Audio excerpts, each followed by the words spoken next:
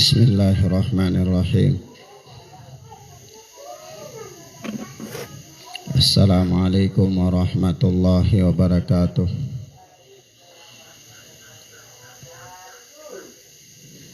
Alhamdulillahilladzi hadana lil Islam wa manna alaina bih wa akhrajana fi khairi ummatin fanas'aluhu at-taufiqa lima yuhibbu wa yarda wal hifdha mimma yakrahu wa yaskhat. Fanusalli wa nusallimu ala habibina wa sayyidina Muhammad ibn Abdullah wa ala alihi wa ashabihi wa man sara ala nahjihi ila yaumiddin. Amma ba'd. Ikhwanna fid din,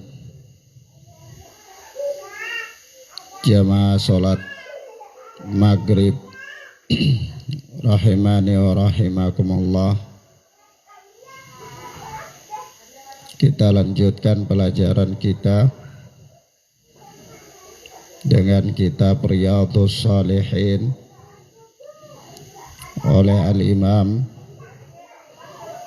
Abu Zakaria Yahya bin Sharaf An-Nawawi Asy-Syafi'i rahimana wa rahimahullah. Kita masuk pada hadis yang kedua dari bab yang pertama, yakni babul ikhlas wa ihdarin niyati fi jami'il a'mali wal aqwal wal ahwal al-barizah wal khafiyah. Bab keterangan tentang mengikhlaskan niat dan menghadirkan niat pada seluruh amalan dan ucapan, seluruh perbuatan dan ucapan, dan dalam segala keadaan yang nampak maupun yang tidak nampak.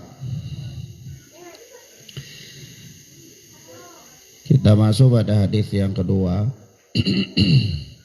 yaitu berkata Al-Imam An-Nawawi rahimana wa rahimahullah,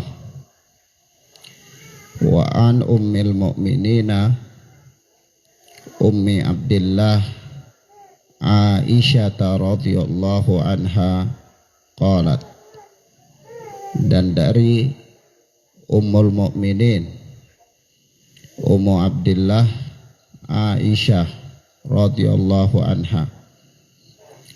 Aisyah, nama kunyah beliau adalah Ummu Abdillah. Beliau ini berkunyah dengan nama ponakannya, anaknya Asma radhiyallahu anha. Asma binti Abi Bakar itu menikah dengan Az-Zubair dengan Asma binti Abi Bakar itu mempunyai anak yang namanya Abdullah. Ya, suaminya Asma itu Az-Zubair, maka Abdullah bin Zubair. Abdullah ini ponakannya Aisyah radhiyallahu taala anha. Asma dan Aisyah itu saudara beda ibu, satu bapak, yakni bapak mereka adalah Abu Bakar As-Siddiq radhiyallahu taala anhu, sementara ibu mereka beda. Nah, Aisyah berkunyah dengan nama ponakannya, yaitu Ummu Abdillah. Jadi sunnah menggunakan nama kunyah. Seseorang bisa menggunakan nama kunyah dengan nama anaknya yang pertama. Ya, misalnya anak yang pertama itu namanya Abdurrahman, maka bapaknya boleh berkunyah dengan nama Abu Abdirrahman. Ibunya boleh berkunyah dengan nama Ummu Abdirrahman. Nah, maka Aisyah radhiyallahu taala anha juga adalah merupakan salah seorang dari istri-istri Rasulullah sallallahu alaihi wa alihi wasallam. Dan Aisyah adalah termasuk alimah di antara para sahabat, wanita yang alim di kalangan para sahabat, merupakan rujukan di mana para sahabat selalu kembali kepada beliau untuk menanyakan permasalahan agama yang tidak mereka ketahui. Nah, Aisyah termasuk wanita yang cerdas. Beliau ditinggal wafat oleh Rasulullah ketika masih berusia belasan tahun, kurang lebih berusia 18 tahun. Aisyah radhiyallahu taala anha termasuk di antara para sahabat yang paling banyak meriwayatkan hadis. Masuk dalam deretan para sahabat yang banyak meriwayatkan hadis. Naam. Setelah Abu Hurairah radhiyallahu taala anhu. Aisyah adalah wanita yang paling disayangi oleh Rasulullah sallallahu alaihi wa alihi wasallam. Beliau juga adalah seorang istri yang ketika Rasulullah berada di pangkuannya turunnya wahyu. Turunnya wahyu ketika Rasulullah berada di pangkuan Aisyah. Itu pernah terjadi. Dan Aisyah radhiyallahu taala anha adalah seseorang yang Rasulullah wafat di rumahnya.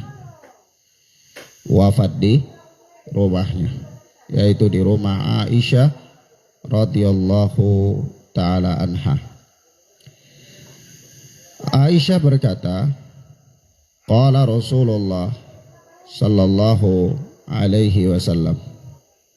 Suatu ketika Rasulullah sallallahu alaihi wasallam pernah bersabda, yaghzu Jaisyul Ka'bah. Ada suatu pasukan perang, mereka hendak memerangi Ka'bah. Hendak memerangi Ka'bah. Fa idza kanu bi baida'a minal ardi, maka tatkala mereka sampai di tanah lapang, yakni sebelum sampai ke Ka'bah, dalam perjalanan mendekati Ka'bah, mereka melewati sebuah tanah lapang. Yukhsafu bi awwalihim wa akhirihim. Maka mereka ditenggelamkan oleh Allah ke dalam bumi, yang pertama dan yang akhir, yakni kelompok yang awal dan kelompok yang akhir, pasukan itu semuanya ditenggelamkan oleh Allah ke dalam bumi. Sebelum sampai di Ka'bah, masih sampai di tanah lapang yang luas.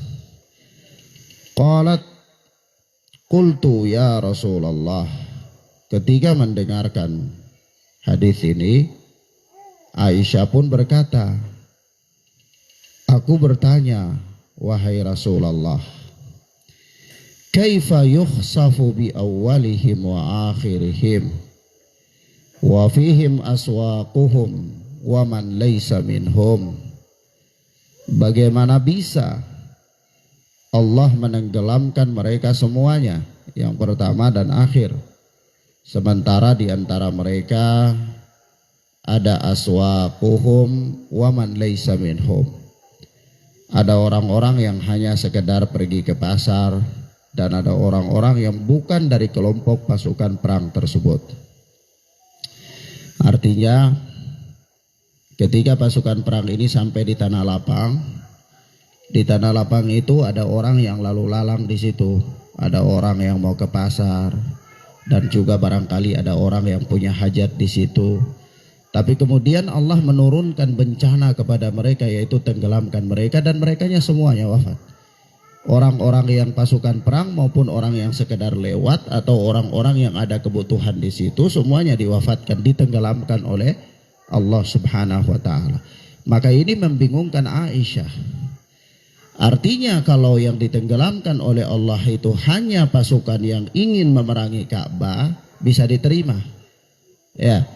Tetapi ketika yang ditenggelamkan adalah mereka semuanya, yang ingin menenggelamkan, yang ingin menyerang Ka'bah maupun yang tidak, yang hanya sekedar lewat di tempat itu, dan memang bencana itu turun di situ, mereka semuanya ditenggelamkan oleh Allah Subhanahu wa taala, tanpa pilih-pilih, bahwa ini yang mau menyerang Ka'bah dan ini yang tidak, begitu. Maka Aisyah bertanya, Aisyah radhiyallahu taala anha bertanya, kaifa yukhsafu bi awwalihim wa akhirihim wa fihim aswaquhum wa man laysa minhum. Bagaimana bisa mereka semua ditenggelamkan oleh Allah, sementara ada di tengah-tengah mereka orang-orang yang hanya sekedar ke pasar, atau dan orang-orang yang bukan dari golongan, bukan dari kelompok yang mau memerangi Ka'bah tersebut. Maka Rasulullah sallallahu alaihi wasallam menjawab, yukhsafu bi awwalihim wa akhirihim thumma yub'atsuna ala niyatihim. Kata Rasulullah, mereka semuanya ditenggelamkan oleh Allah ke dalam bumi, kemudian nanti mereka dibangkitkan oleh Allah pada hari kiamat berdasarkan niat-niat mereka. Jadi mereka ditenggelamkan oleh Allah. Nanti ketika dibangkitkan, ya sudah, siapa yang mau perangi Ka'bah dia mendapatkan hukuman, siapa yang tidak ya dia tidak mendapatkan hukuman atas itu. Dibangkitkan berdasarkan niat-niat mereka. Tapi kalau musibah itu datang, semuanya rata, semuanya kena. Ya. Jadi misalnya Allah mengirim suatu musibah ke sebuah negeri, di situ ada ulama, di situ ada pemabuk. Ketika musibah itu datang, semuanya rata, kena musibah. Ya nanti dibangkitkan ya berdasarkan amal. Ya, yang pemabuk ya tentu hukumannya besar, yang orang alim ya tentu dia mendapatkan hukuman yang ringan kalau memang Allah menghukumnya atas dosa-dosanya. Ya, nah. Kata Imam Nawawi rahimahullah, muttafaqun alaih. Hadis ini adalah hadis muttafaqun alaih. Hadis muttafaqun alaih, yaitu hadis yang disepakati kesahihannya oleh Al-Imam Bukhari dan Muslim dalam sahih keduanya. Ada lafdzul Bukhari, dan ini adalah lafadz Bukhari, yakni lafadz yang terdapat di dalam sahih Bukhari. Ikhwan, a'azzani Allahu wa iyyakum. Kalau kita baca hadis-hadis Rasulullah atau orang-orang yang mempelajari hadis Rasulullah, itu sering dia dapati istilah muttafaqun alaih. Ya, ada hadis yang istilahnya rawahu Bukhari, diriwayatkan oleh Bukhari. Ada yang mengatakan diriwayatkan oleh Muslim, ya, dan seterusnya diriwayatkan oleh Abu Daud. Tapi ada istilah, satu istilah yaitu muttafaqun alaih di antara istilah-istilah ilmu hadis. Apa maksud muttafaqun alaih? Apa maksud muttafaqun alaih? Apa hadis muttafaqun alaih? Pengertian hadis muttafaqun alaih itu apa? Hadis muttafaqun alaih itu adalah hadis yang diriwayatkan oleh Al-Imam Bukhari dan Muslim dengan sanad yang sama dan lafadz yang sama. Ya, sanad itu narasumber yang sama, orang-orang yang meriwayatkan itu sama, dan apa? lafadz hadisnya juga, konteksnya juga sama. Nah, itu muttafaqun alaih. Tapi kalau nanti berbeda, yaitu ada misalnya lafadznya berbeda atau sanadnya berbeda, tapi diriwayatkan oleh Imam Bukhari dan Muslim, ya nanti dikatakan riwayat Bukhari dan Muslim. Ya, riwayat Bukhari dan Muslim. Ya, itu berbeda, bisa jadi berbeda lafadz atau berbeda sanad. Tapi kalau dikatakan muttafaqun alaih, itu berarti diriwayatkan dengan sanad yang sama dan lafadz yang sama, konteks yang sama. Nah, taib. Ikhwana fiddin azani Allah wa iyyakum, di sini ada beberapa hal penting yang perlu kiranya kita ambil faedah, ambil pelajaran dari hadis yang mulia ini. Di sini dalam hadis yang mulia ini, ya di sini ada kata al-khasfu, yaitu kata Rasulullah, yukhsafu bi awwalihim wa akhirihim. Mereka semuanya ditenggelamkan ke dalam tanah. Maka kata al-khasfu itu secara bahasa maknanya terbenam, terbenam, yakni tenggelam. Sebagaimana di dalam firman Allah Subhanahu wa taala, ya ketika Allah berfirman tentang Qarun di dalam surat Al-Qasas ayat 81, fakhasafna bihi wa bidarih, ya maka kami benamkan, yakni kami tenggelamkan dia, Qarun itu, ya bersama dengan rumahnya, harta bendanya ditenggelamkan oleh Allah. Nah, dan begitu pula dalam firman Allah surat Al-Ankabut ayat yang ke-40. Allah berfirman, wa minhum man khasafna bihi wa minhum man khasafna bihil ardu. Dan di antara mereka atau dan yang kami benamkan ke dalam bumi. Di antara mereka ada orang-orang yang kami tenggelamkan ke dalam bumi. Maka ikhwan, peristiwa-peristiwa manusia ditenggelamkan ke dalam bumi, ya apakah melalui gempa atau tiba-tiba bumi itu terbelah dan menenggelamkan manusia, itu bukanlah peristiwa yang baru terjadi pada dekade atau abad-abad belakangan ini, bukan. Tetapi peristiwa ini sudah pernah terjadi. Manusia ditenggelamkan oleh Allah ke dalam bumi itu sudah terjadi berkali-kali, ya pada abad-abad yang lalu, ya bahkan sebelum datangnya Islam. Ya tentu semua itu agar supaya Allah Subhanahu wa taala menerangkan kepada kita, agar supaya apa? Agar supaya kita mengambil pelajaran. Sebagaimana Allah menenggelamkan Qarun adalah karena kesombongan Qarun. Ketika kekayaannya yang begitu melimpah, harta bendanya yang banyak, lalu Qarun itu dia sombong, angkuh, ya, dan dia menyandarkan keberhasilannya itu pada kemampuannya semata-mata, sampai-sampai dia mengatakan innama utitu min ilmin, sesungguhnya aku diberikan kekayaan ini karena ilmuku, karena pengetahuanku. Maka kesombongannya inilah kemudian menyebabkan Allah menenggelamkan dia.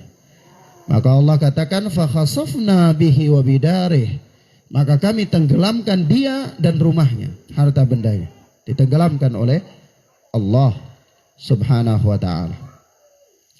Dan begitu pula berapa banyak orang-orang yang mereka angkuh di permukaan bumi ini.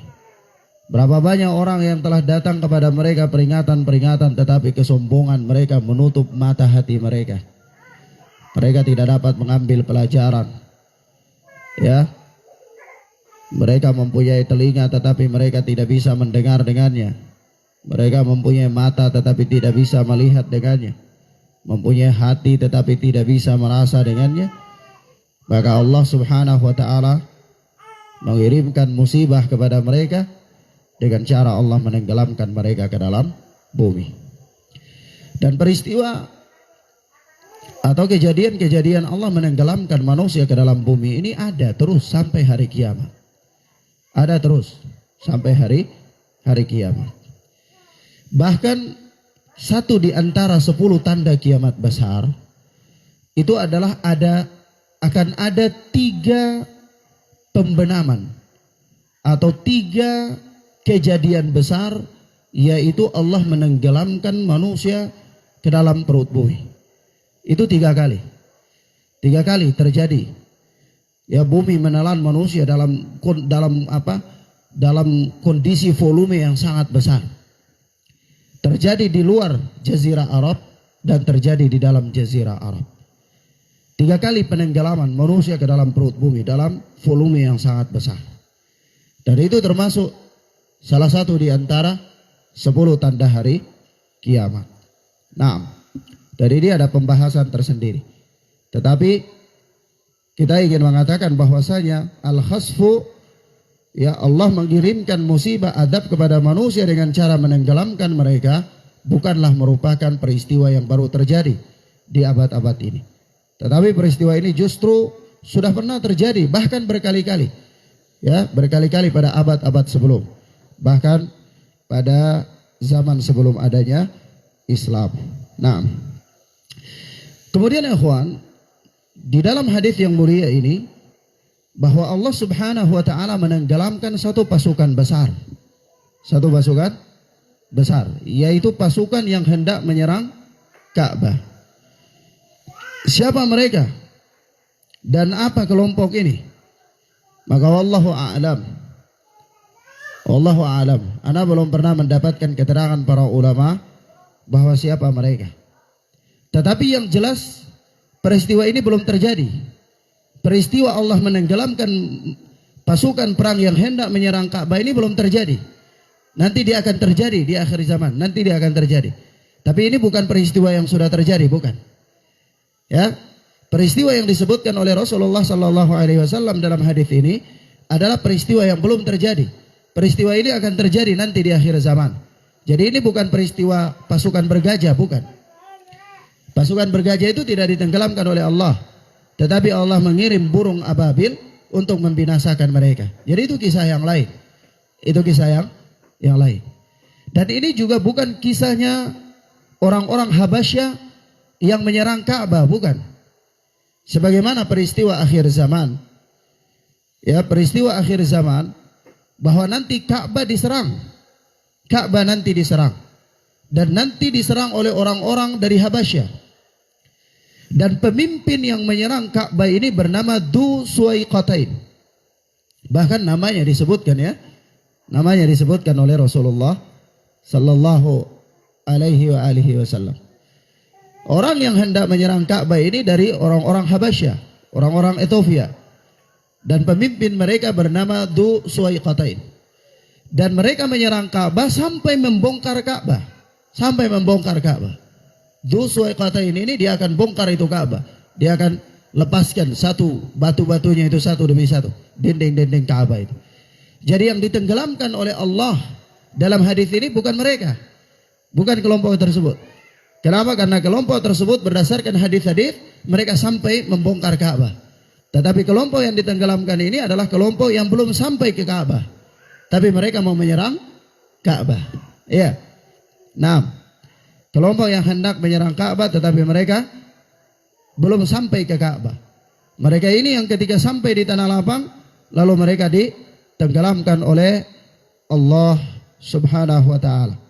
Yang menjadi catatan bagi kita bahwa kelompok atau peristiwa ini belum terjadi. Peristiwa ini belum terjadi dan nanti dia akan terjadi di akhir zaman.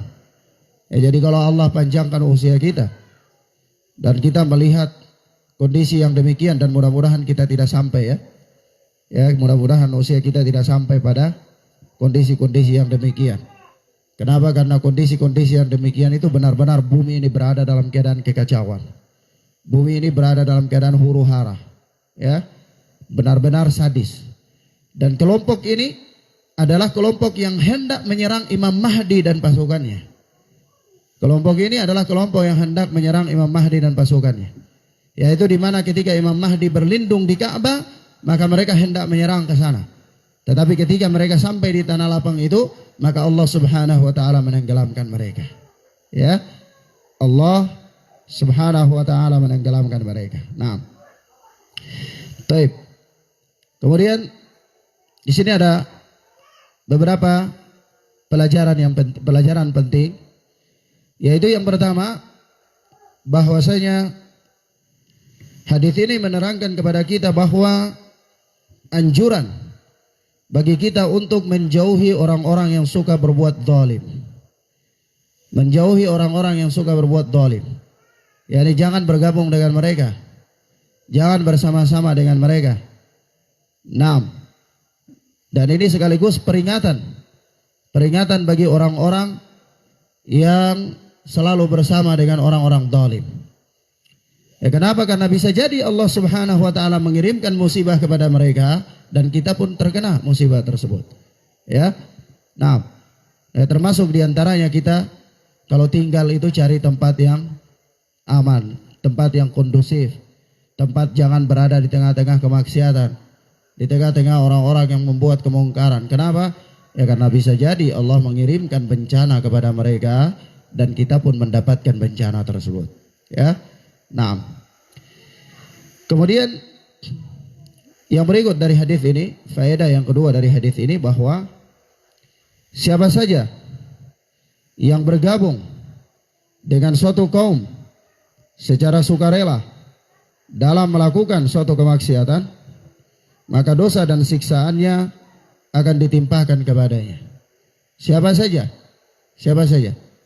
tanpa pandang bulu.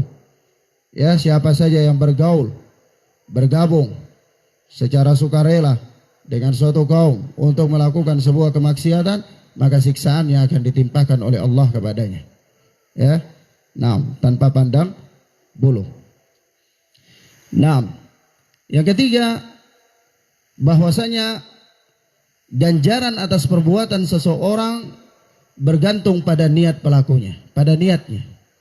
Ganjaran atas perbuatan seseorang itu bergantung pada niatnya.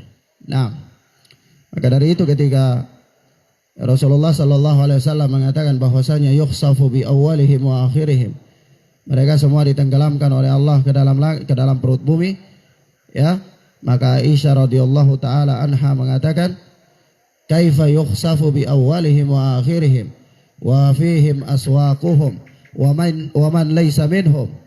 Ya, bagaimana bisa mereka ditenggelamkan semuanya sementara ada orang-orang yang hanya sekedar pergi ke pasar dan ada orang-orang yang bukan dari golongan mereka. Maka Rasulullah mengatakan yukhsafu bi awwalihim wa akhirihim thumma yub'atsuna ala niyatihim. Mereka semua akan ditenggelamkan oleh Allah, kemudian dibangkitkan berdasarkan niat-niat mereka. Ya. Jadi kalau kita itu bergabung dengan pelaku kemaksiatan, orang-orang zalim bersama dengan mereka, masuk dalam grup mereka, kelompok mereka, ya. Dan walaupun kita bermaksud, oh tidak, saya dengan mereka saya tidak bersama-sama, saya tidak meyakini, saya tidak membantu mereka, tapi saya sekedar bersama dengan mereka saja, karena malu hati, karena tidak enak, maka Allah akan menurunkan bala itu menimpa kita semua, ya, menimpa kita semua. Nah, termasuk orang-orang tersebut. Kalau dia katakan, oh niat saya baik, ingin mendakwahkan mereka, tetap saja Anda tidak lolos dari musibah yang Allah berikan. Ya, nanti Anda dibangkitkan oleh Allah sesuai dengan niat Anda. Kalau niat Anda baik, ya itu urusan lain, nanti urusan di hari kiamat. Anda akan mempertanggungjawabkannya. Tapi kalau di dunia, ketika Allah menurunkan bencana, ya rata semuanya. Semuanya. Nah. Baik. Kemudian